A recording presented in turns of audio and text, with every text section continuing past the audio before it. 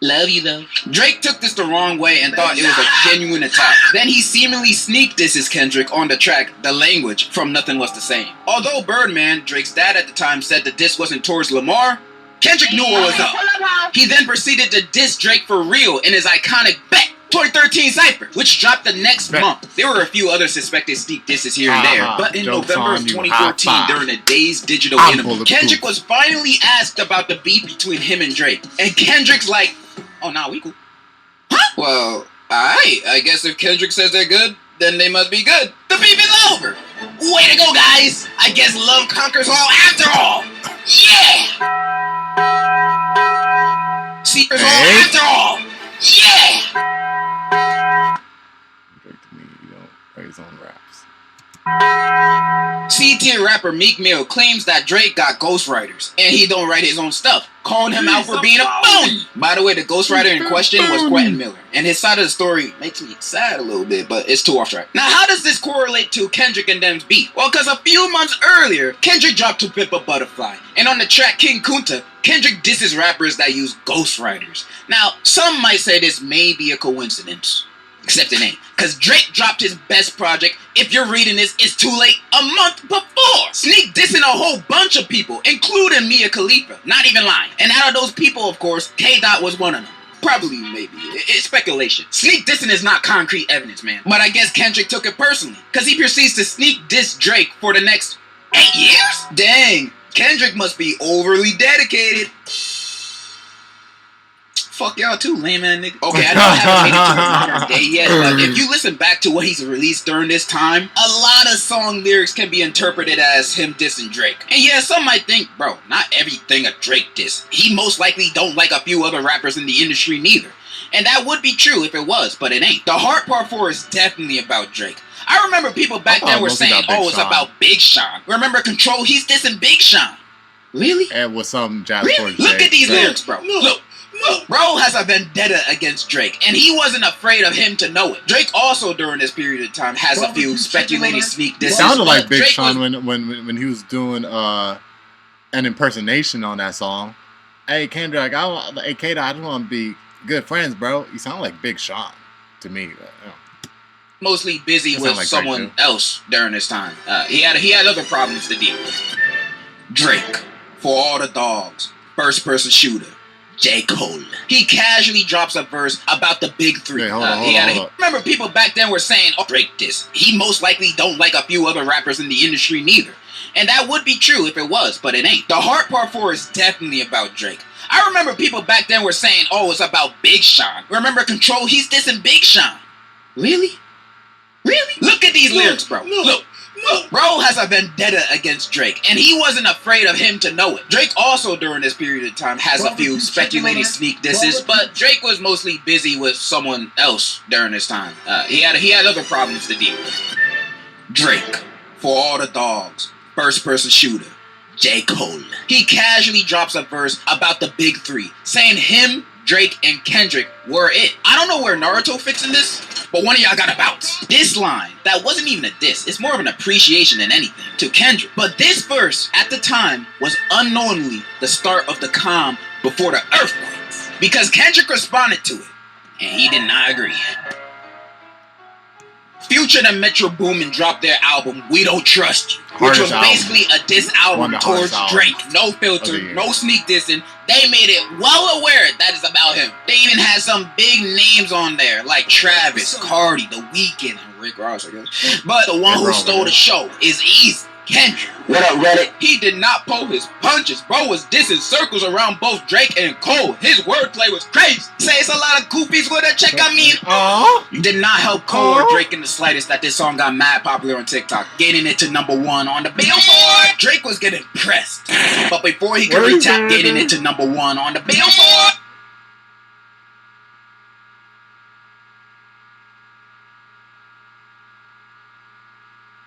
Only word that. Drake was getting pressed, but before he could retaliate, J. Cole came to his rescue.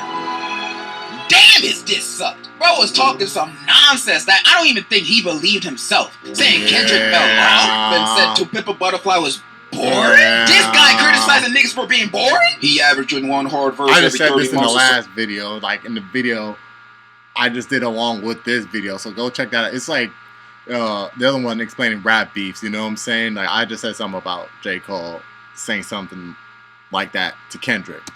Nigga, you too. Like, come on. Alright, I don't want to trash on no more like that. Because 2 days later, after releasing his diss track, bro apologized for it. How many people think Kendrick Lamar is one of the greatest motherfuckers to ever touch a microphone? People clown on him for this, and it do look bad for him or anybody to diss someone just to backtrack immediately. But I think it's a sign of maturity. Cole didn't want to make the diss in the first place, but with this pressure from fans and media, he probably felt like he had to. J. Cole seems like the guy who don't want beef with no one. He a neutral soul. He's the Sweden of rap, and I honestly have nothing but respect for him for that. Remember when I said Cole backtracked and showed his maturity? Yeah, Drake don't really know what that word means. Because on April 19th, 2 weeks later, Drake responds back with push-ups. Drake's comeback to Like That. The cover making fun of Kendrick's shoe size. The title making fun of this video of Kendrick, I think. Okay. And honestly, on release, I didn't think it was that bad. You bite your tongue. Nah, let me specify. Only on release. Good. I know. Me defending a Drake diss track against my GOAT Kendrick that I accidentally fall Drake got some good diss tracks, bro. Like Good Riddance when he was just starting out with rap. When he was addressing another Canadian rapper, back to back, and yeah, Push Up's a good track. Honestly, the good tracks of Drake out of this beef were, to me, Family Matters. I got that on my iPhone, and Push Ups. You know what I'm saying? Those are the only tracks I still bump, bro. And well, not recently, but Let Me Speak. There are some lines in the track even that though made he me said think, some crazy-ish, okay. Bro. He low-key slid on that. Combined with his flow sounding strong and kind of hard, with an infectious beat, you know with some decent one-liners. Like, bro, I won't lie. This was kind of a catchy track. Do I think it's better than Like That? Hell no! Like That is a great song. But if there were no other diss tracks released from either side after Push-Ups, I honestly think Drake wouldn't get that much dirt thrown at him. Like That is the better and more popular song. But let's be honest, it's not like Kendrick said anything too crazy towards Drake, other than an extravagant way of saying F you. This diss track alone wouldn't hurt Drake's career. That's the job for the ones after. But yeah, Drake could have easily came back from this if he ain't dropped another diss track. A 2-pack of ass. Yeah. The AI one. And Tailor-made freestyle. Ass, bro. The second diss track Drake like released on the same day. Bro. Well, it was leaked first, but most likely on purpose, just so Drake could see the opinions of his fans, thinking, do they like this? And when he saw a majority of his fans liked it, he drops the tape on the same day. But that's just my opinion. I low-key don't even want to break this track down. It's just dumb. Like, people low-key think that Drake was playing a mind game with this AI diss track. Like, oh, Kendrick is hearing his idols talking shit about him, criticizing him. Bro, you're typing words on a computer.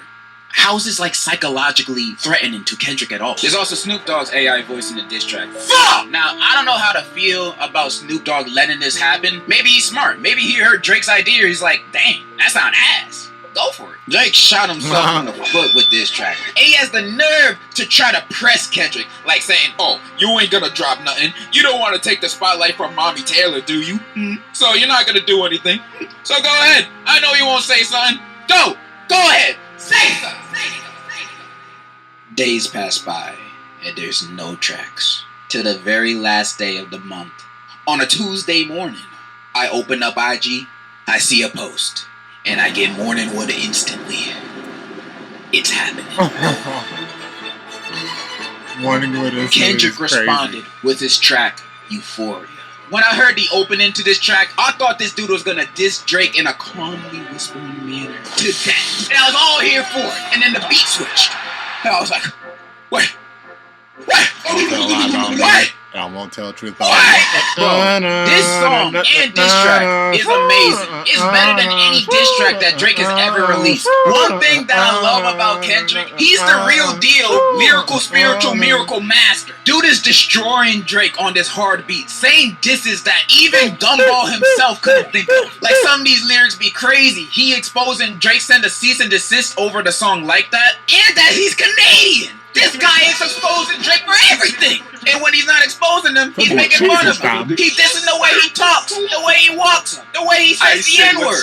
Yeah, Drake fans still trying to hate, like, well, like, shut your bitch ass. in the record, Kendrick also says, you don't want to respond back, bro. You don't want this smoke. Implying that he got more things to expose him for. And we do see that later. And everyone loved it. We were like, dang, Kendrick really did his thing. He don't even gotta do nothing else. Damn, get off that nigga dick. And then he drops another one. May 3rd, 9 a.m. 6:16 in LA drops. There's so many hidden meanings to the title and cover of this track, but those are not too important. Well, the cover is, but I'll get to that later. The important stuff are the lyrics. Short answer, Kendrick is basically saying, yo, your friends? They ain't your friends. In fact, they working for me. Huh? He also mentions hiding behind Twitter bots, which is actually true. On some Twitter polls, Drake would get an overwhelming amount of votes in weird quote By the tweets. way, disclaimer, I don't mean anything by saying Hiroshima, Nagasaki, you know what I'm saying? Like, yeah, like, nothing towards that, you know what I'm saying? Nothing towards that. Yeah. It sucks that anybody has to go through ish like that, bro. Anybody. So, yeah.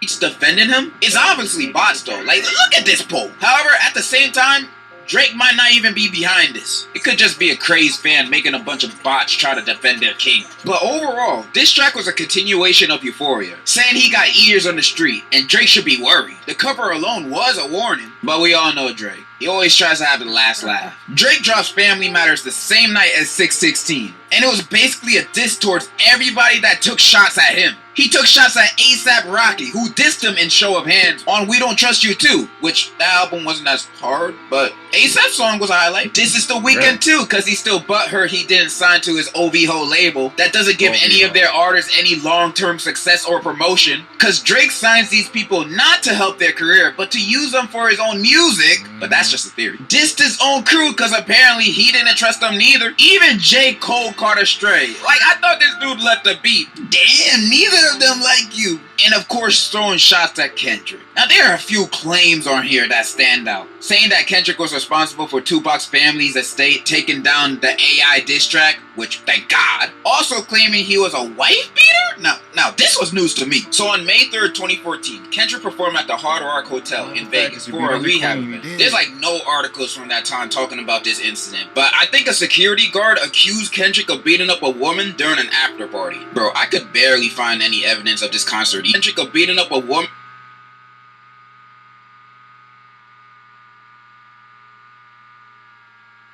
The fuck? From that time talking about this incident, but I think a Stay in the Hard Rock Hotel. Look at Kendrick saying, okay. Y'all can skip ahead if y'all don't want to hear me reading this. Look at Kendrick's hands. If he beat someone brutally a few hours before his hands would be injured, he is not an experienced fighter or of a small stature. The girl would have put up some kind of a fight, and she wasn't too out of it to need medical attention since she walked out of that hotel escorted out by herself. It said but, I'm pretty sure I meant to say out. So she wasn't too drunk or high. She would have left some marks on him. Security guard accused Kendrick. But okay, skip. He had a concert Barcelona 2 or 3 days later. If you want to blame the low quality of that picture, you also have to ask yourself, if going to the club after just beating a girl brutally makes too much sense, why would he leave her alone in the hotel room he shares with his girlfriend and expect her to just quietly leave by herself? If he had really did it, he would have called someone of his entourage or even his boss to clean up his mess, make sure that she doesn't call the police or security. He had to know that he done fucked up beating up a girl so bad her face is described as blowing in.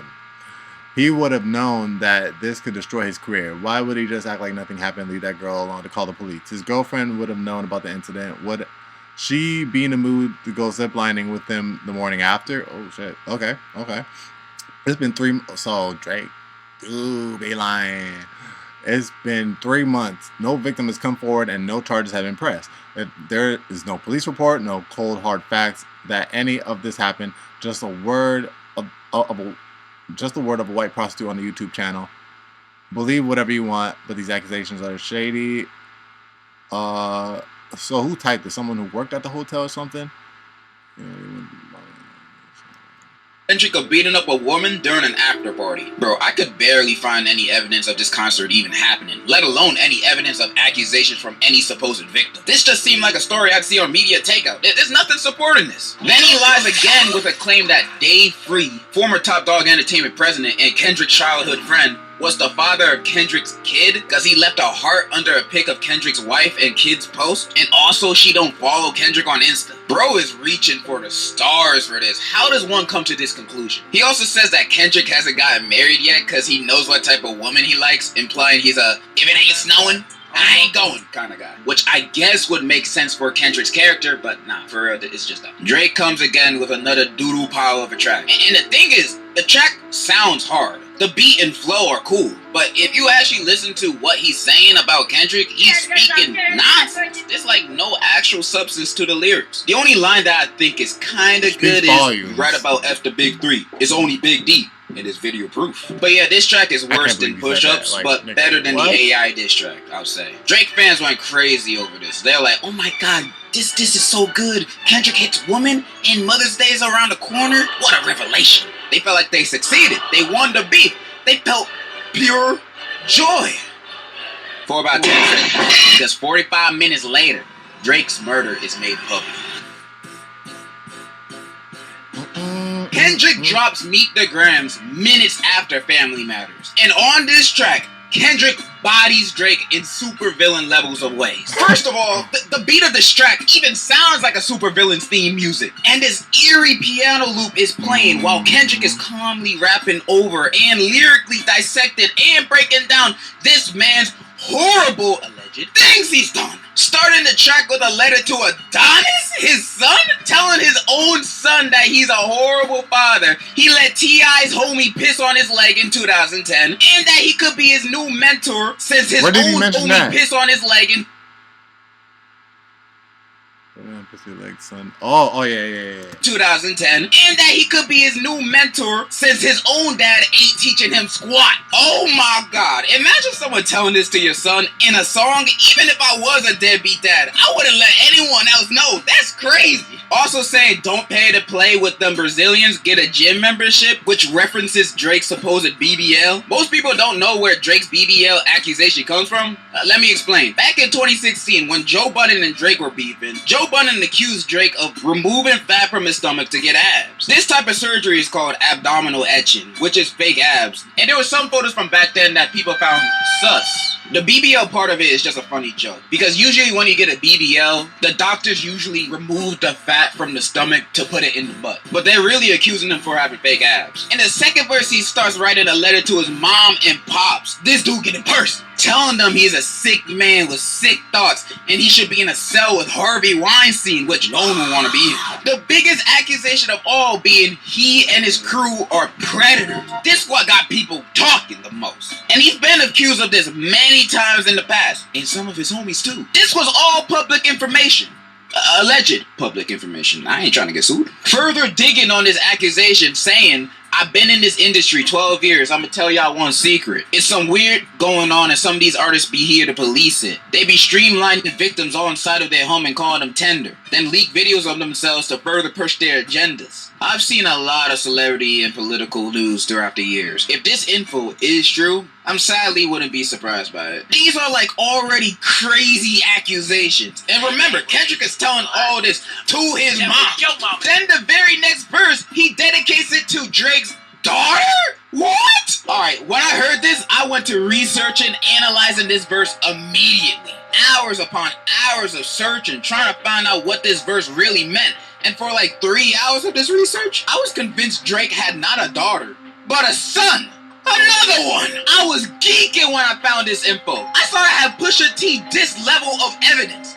But I'ma save you the internet detective journey and say everything I found was most likely lies. All those hours digging down the toilet. I've even seen some popular TikToks talking about it. I'm not gonna go in depth with what I found. All I'm gonna say is Papi Chulo. I do think the verse implies he has more illegitimate children though. I mean, we do know he be messing around a lot, so it wouldn't be too out there. And the final verse being the nail in the coffin, Kendrick basically saying, you did this to yourself. You called out my fam, so I had to stoop even lower. From the start, he been telling him, Don't tell no lie on me, and I won't tell truths about you. Ending the track with F a rap battle, this a life battle with yourself.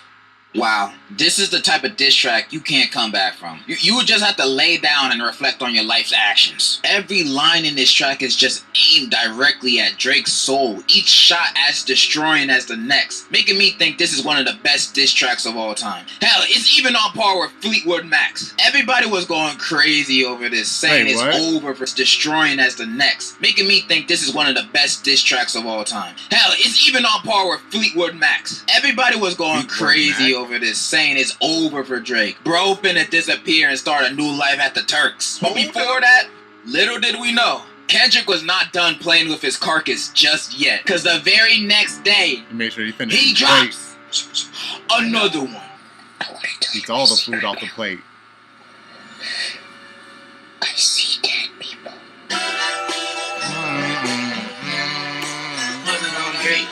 Not like us. Kendrick's fourth diss track drops the next day out of nowhere. People already thought he won with Meet the Grams, but dropping this was like Kendrick showing up at Drake's funeral and blowing up the casket just to make sure he dead. Cause this track is a bop. He don't even expose nothing crazy on this track that he hasn't already said before. Bro just clowning them in the catchiest way possible. Got everyone in the world yelling OV ho, catchy hook, catchy one-liners, and saying Drake a weirdo. This might be the greatest song of all time. And one of the smartest choices Kendrick did for this during this entire beat was making both this song and Meet the Grams copyright free. So the popularity of this track was inevitable. A mainstream sounding Kendrick song that is free to use in any aspect? You know everyone gonna take advantage of that. You hear it on YouTube, at clubs, you hear it watching the NBA, you hear and see LeBron partying to this song. That's how you know it's fire. It was over. Even if the accusations of Drake aren't true, having a song hit #1 in the world that is an anthem about you being a predator will forever leave a stain on your legacy, no matter who you are. Drake never gonna escape this, no matter how hard he tries. But even after all this, Drake does try to. And his response to these tracks are just tragic. We gotta definitely write a song about how we do not diddle kids. Do not diddle kids, it's no good diddling kids. Drake drops his response to Hard Part 6, and dude was playing defense the whole track, basically saying, if I did it, where the evidence? That don't count. Even bringing up Millie Bobby Brown, which like, I'm nobody still said shocked that. he even brought her up. Like, why? Nobody said her name, bro. You like, bringing her up makes you look more suspicious. He also accuses Kendrick of being when he was young because of his track Mother I Sober. And on the track, Kendrick talks about the traumas it could have on someone. Not only Hold on. Mother I Sober. And on the track, Kendrick talks about the traumas it could. Did he touch you? I said no again. Still, they didn't believe me. Mother's brother said he got revenge for my mother's face, black and blue, the image of my queen that I can't erase. Till this day, I can't look her in the eyes. Pain is taking over. Blame myself. You never felt guilt till you felt it sober. Where the evidence? That don't count. Even bringing up Millie Bobby Brown, which I'm still shocked he even brought her up. Like, why? Nobody said her name, bro. You bringing her up makes you look more suspicious. He also accuses Kendrick of being when he was young because of his track Mother I Sober. And on the track, Kendrick talks about the traumas it could have on someone. Not only is dumb and horrible, because the track Drake is referring to is not about Kendrick, but Kendrick's mother, who had suffered from Kendrick's own cousin when she was younger, which I guess flew over Drake's head. Plus, even if it was true, which it's not, what kind of diss is that? You were molested! Like, what? That's horrible. And the final thing that really fumbled Drake was when he was like, bro, I got no daughter. Your moles all work for me. And they gave you that info to make you look dumb. You hired his mole just to tell him that? What a waste. That's not the gotcha you thought it was, bro. The line aged even worse with time because a few days later, the Riddler drops an expose of all the items shown on the cover of Meet the Grams, blatantly exposing that what Drake said was a lie. And let me explain this vid real quick because I feel like most people don't even understand what they're looking at. So let me explain real quick. Most of the items are what I assume are Drake's clothes, jewelry store receipts. I cannot pronounce the word jewelry. But the main thing I noticed was the box of Ozempic prescribed to Drake. Now, what is Ozempic? It's a medicine to treat adults with type 2 diabetes. And when I found this out, I swear to God, my naive ass thought, yo, Drake got diabetes? This the tabloid of the century. Why no one else talking about it? Come to realize people also use it to lose weight, although it's strongly not recommended to. Many people would rather take the risk of getting thyroid cancer to keep the slim, thick build, especially Drake. The Mo also shows prescribed Adderall and Zolpidem, which is a medicine for helping you sleep. It's also sometimes used as a date drug, which I know some people would want me to point out, but I honestly think he's actually using it to fall asleep. Not gonna lie. Cause I would lose sleep too if I had an audition like this. Also, the tweet the Mo posted was attached with security cam footage of Drake, his security guard, and that dude from that DJ Khaled meme. I love that. I appreciate that. What the hell is he doing here? And the Mo says on the tweet, Drake and academics got until May 13th to drop all claims that Kendrick stole or legal action will come. And as of recording this a day later in the day, the Mo has posted moving footage of the CCTV confirming that they do got actual evidence that can support whatever he was doing this day. Making all of us wonder, what did Drake and Baby Stroller guy do on this day? And why is it important? Oh, I've seen many things in my life. I've seen kangaroos versus man, kangaroos versus cars, kangaroos versus kangaroos. I like kangaroos. But out of all the crazy things I've seen, Kendrick and Drake's rap beef is one of the craziest and most entertaining thing I've seen in a long time. Kendrick is just winning at life while Drake is posting these memes on his Instagram story, acting like, oh, I'm gonna press the red button. Bro, I love seeing both fan bases participating and trying to take the other one down, especially on Twitter, to the point that people were bringing up old Metro Boomin tweets, making Metro grooming a trend. And some of these tweets are wild, but he was like 16 to 21 when he tweeted these, and I'm not the type to bash someone for old tweets. I've said some bad things and jokes too in my past that sometimes still be haunting me. People try digging for other tweets from anybody who is related to the beef, like Drake and Kendrick, but Drake ain't really have anything, and Kendrick's old tweets were just like, I'm about to go to Best Buy, so Drake fans hit a dead end on that. The only tweets to come out of this beef that stood out to me were the Ruby Rose ones, who's not even a part of this, but some of these old tweets do make some rappers look concerning. Because there are rumors about you and various famous men. Travis Scott. When I was in there. Oh wait, actually I shouldn't do this. I shouldn't do this game.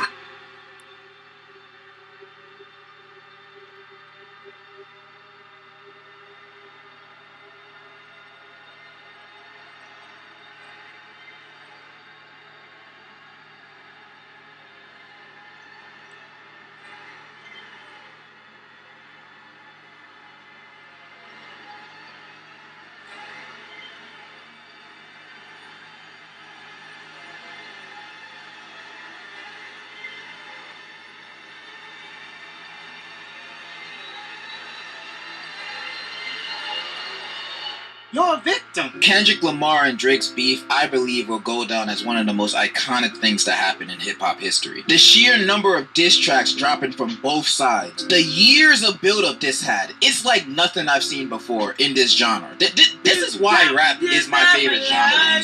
You can't find this kind of entertainment nowhere else. And it feels even better when the side you've been rooting on from the start wins. I feel like I've talked about everything I was itching to say about this topic.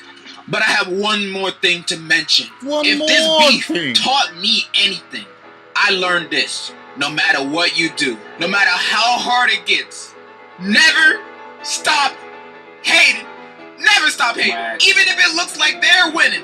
Even when you're on the losing end of the stick. That doesn't mean you're incompetent. That just means you're not hating enough. Always hate your ops. Even if they did nothing wrong to you, you hate them for a reason, right? So keep hating. Always be a hater. Because when you eventually get your dub, you will experience what the beauty of revenge truly means. And in conclusion, Kendrick won. You a poopy bitch. Conclusion, Kendrick won. God, I'm Kendrick Lamar. You a poopy bitch. You a poopy.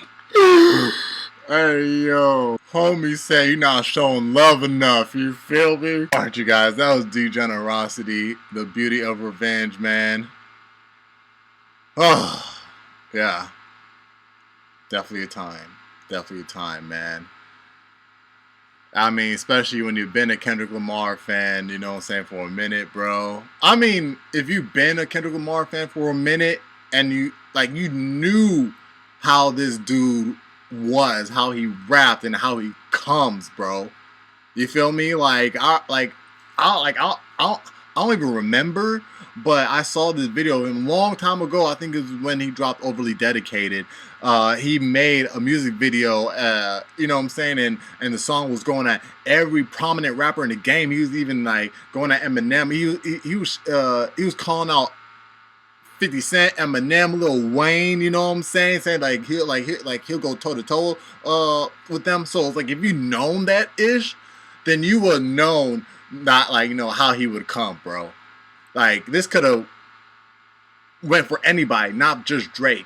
You know what I'm saying? And see how those circumstances turn out. But it's like, bro, you knew Kendrick Lamar was, you know what I'm saying? But Drake fans didn't know. They didn't know. I was looking at this like, you naive little people, man. You have no idea. You never been up on Kendrick Lamar, of course. You know what I'm saying? Like, you never knew how lethal this guy is. Like, bro, assassination mind state, bro. Now, I ain't gonna lie. They had me in the first half, you know what I'm saying? When Drake dropped push-ups and there was no response for a couple weeks. I thought that Kendrick Lamar, I was like, dang, maybe, he's not like the same as he was like years ago. You know what I'm saying? He's not dropping like right away. You know what I'm saying? But I thought my stupid naive self, you know what I'm saying? Until and now I was like, oh, there he is. There he is. Now, at first I didn't think Euphoria was that good because it's like the bars. I don't know. I didn't feel like he went that hard with the bars until I listened over and over, researched, listened to different people, and found out how layered the bars were. I'm like, oh my god. Oh my god. Drake said come with a quintuple entendre, and oh my god. He did it in a way that, like, bro, it's like, bro, when you playing a video game and you don't know how to get past a certain level or beat a certain boss, so you have to go online, Google that ish. Well, back then, you had to read the freaking, Gamer Image magazines, you know what I'm saying, or the Nintendo books on what to do in a certain game. But you had to Google on what to do on that game in order to get past that level or past that boss. This is exactly what I did for Kendrick's tracks. I'm just like, oh my god. There he is. This. Y'all let me know your thoughts about it down in the comment section down below. You already know it's Boomer and Jarrett watching Bali Star. Make sure to leave a like, just below the video if you enjoyed it. Subscribe if you're new, so now you can join up with the Bomb Squad. And I'm going to catch y'all in the next one, 100. Ooh! Yeah.